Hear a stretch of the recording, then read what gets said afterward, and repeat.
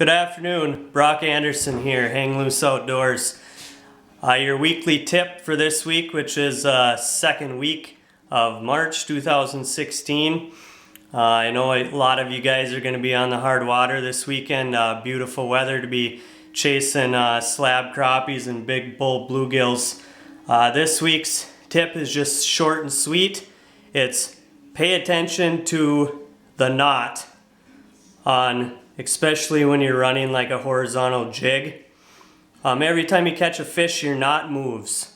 It kind of slides up and down that eye. A horizontal jig will soon turn to a vertical jig in no time.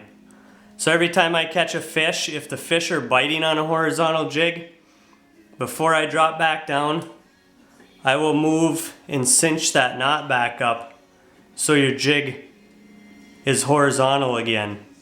And that can be a big difference between catching a lot of fish and just catching a couple.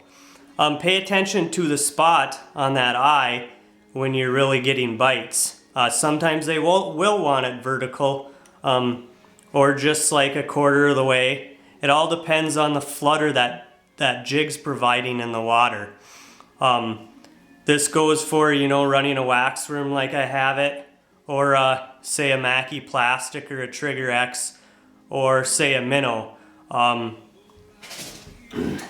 It doesn't really have that much of effect on, say, if you're running a vertical jig. This is one of my favorites, JR Tackle Red Glow.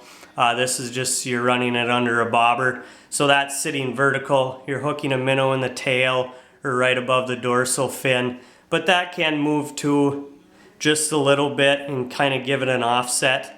But the real big thing is like I like to do, is just pay attention to it, especially on that horizontal jig. Next time you catch a fish, just see where that knot is, adjust it, and pay attention to what's catching fish and what's not. Hopefully this is a tip that you can add into your arsenal. So stay tuned next week. Thank you.